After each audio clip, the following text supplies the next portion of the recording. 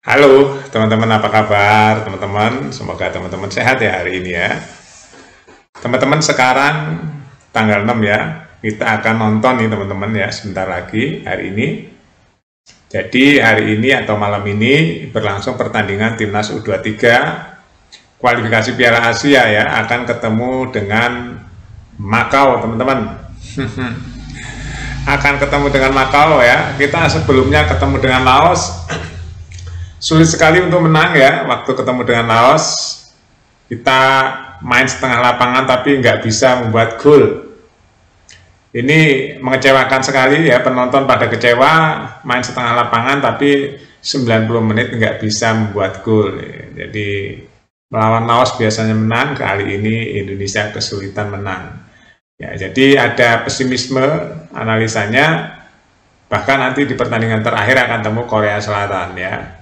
Nah, Korea Selatan sudah menghajar Makau yang malam ini akan ketemu Indonesia dengan skor 5-0. Jadi Makau sebelum ketemu Indonesia ini teman-teman sudah bertanding sama Korea Selatan, kalah ya. Jadi disikat sama Korea Selatan 5-0. Hari ini ketemu Indonesia dan Indonesia wajib menang ya. Kalau nggak menang udah selesai Indonesia teman-teman ya, nggak akan lolos ke Piala Asia. Nah, kemarin kita berharap Indonesia melawan Laos menang juga, wajib menang juga, supaya nanti ada lebih tebal lagi harapannya untuk lolos ya. Ternyata ditahan oleh Laos. Ya, kecewa juga ya, atau sedih juga ya. Targetnya nggak kena, di atas kertas Indonesia menang pada melawan Laos. Nah, itu pemain-pemain yang diturunkan memang nggak seperti waktu Indonesia ketemu Korea dulu ya. Waktu di bawah Sintayong, waktu itu Indonesia bisa menahan dan menang di penalti melawan Korea Selatan ya. Nah, sekarang pemainnya beda lagi teman-teman. Pemainnya beda lagi, yang pemain dulu ada Marcelino, ada Evan Jenner, ada Justin Hubner, ada Nathan, ya sekarang nggak ada lagi. Sekarang adanya Jen Raven, nah, kalau nggak salah sama Dion Max ya, kalau nggak salah dia juga bergabung. Jadi selebihnya pemain-pemain lokal ya. Ini bagaimana peluangnya nih di tangan Van den Broek ya, timnas Indonesia. Kita akui ya, Van den Broek belum lama mengelola atau memimpin timnas U23 ini ya. Polanya sudah jelas, tapi polanya nggak terlalu tajam ya teman-teman. Pola permainnya jelas ya, penguasaan bola bagus, membawa bola bagus, passing juga bagus, penguasaan bola bagus ya. Cuma finishingnya yang kurang tajam saat melawan Laos. Bagaimana nanti kalau ketemu dengan Makau malam ini ya. Ya semoga menang ya, karena memang Makau kemarin aja kalah 0-5 dari Korea Selatan. Semoga hari ini menang ya, bisa mencetak gol. Jangan sampai tidak mencetak gol, bahkan kalah ya. Udah, kalau kalah ya Indonesia udah selesai ya. Berarti turun prestasinya dibanding dengan Sintayong. Sintayong kan bisa membawa timnas Indonesia ke 4 besar kemarin ya, Piala Asia U23. Ya, itu pun luar biasa penampilannya, bisa mengikat lawan-lawannya sampai hampir masuk final ya. Nah, kali ini kita baru fase grup nih, lawan Laos nggak menang, akhirnya timbullah spekulasi Indonesia tidak akan lolos. Tapi kita masih harus positif ya, harus optimis bahwa Indonesia bisa mengalahkan Makau, syukur-syukur mengalahkan Korea Selatan. Syukur-syukur ya teman-teman. Ya semoga saja ya bisa langsung lolos. Karena yang di grup ini nanti teman-teman yang akan lolos itu yang jadi juara grup.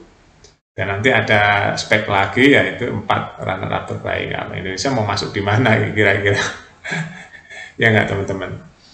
Sedangkan Korea udah menang, udah nabung 5 gol, Indonesia belum nabung sama sekali. Ya memang agak tipis nih peluangnya teman-teman.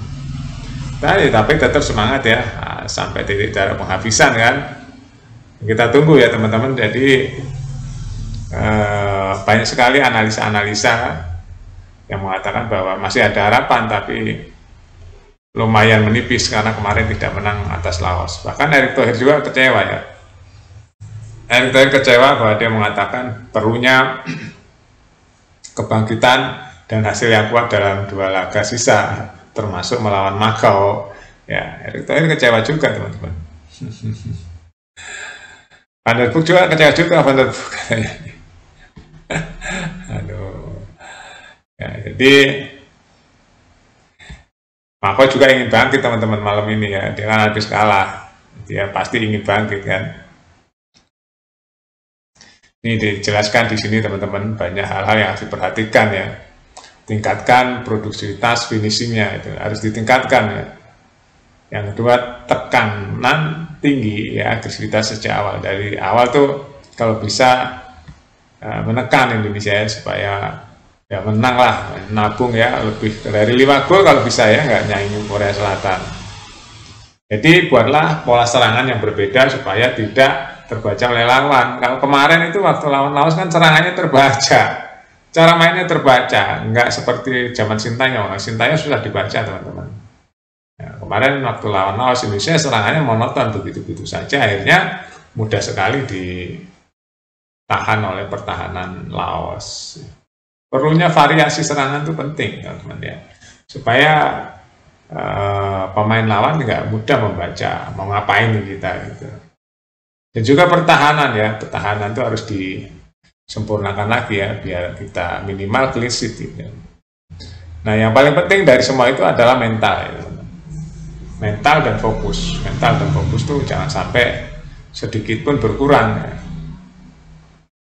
Jadi kapten lapangan harus benar-benar mengkoordinir ya, supaya mentalnya itu terjaga dan fokusnya terjaga. Karena ya kita harus naik grafiknya teman-teman, jangan sampai turun lagi. Kita udah masuk Piala Asia sampai ke semifinal, tahunnya di fase grup masuk aja enggak ya, kita kecewa lagi nanti timnas Indonesia ya. Sebenarnya kemarin ya saya nonton ya teman-teman, sama teman-teman tuh nobar gitu ya, pada kecewa begitu 20 menit pertama nggak bisa cetak gol, atau 15 menit pertama nggak bisa cetak gol, semua penonton pada loyo ya, pada loyo, bahkan males nonton lagi. Itulah fan timnas itu begitu, kadang-kadang kalau nggak semangat gitu ya, itu langsung fan-nya lemes teman-teman, lemes kalau kita nonton bareng, kadang-kadang seperti itu ya. Kita tetap optimis lah ya, harus optimis. Bahkan tanggal berapa ya, tanggal 8 ya, timnas Indonesia senior akan ketemu dengan Lebanon ya. Kita tahu Lebanon ya fisiknya lebih besar dari timnas Indonesia ya, jadi harus benar-benar fokus. Nanti turunkan semua tuh pemain timnas Indonesia ya, jangan sampai kalah lah, walaupun poinnya nggak terlalu banyak. Ini kan poinnya nggak terlalu banyak teman-teman kalau menang gitu ya, kalau seri juga nggak terlalu banyak gitu. Jadi kita harus menang 2 pertandingan. Kemarin udah menang lawan Taiwan, nanti menang lawan Lebanon gitu ya, usahakan menang, nanti ranking juga akan naik lagi. Jadi tetap optimis ya teman-teman dengan timnas Indonesia U23 malam ini. Kita doakan supaya bisa menang, menangnya lebih dari 5 ya kalau bisa, supaya bisa nyaingi Korea Selatan. Oke, itu aja teman-teman, update terus berita-berita yang lain di Buat Makan TV. Sampai jumpa.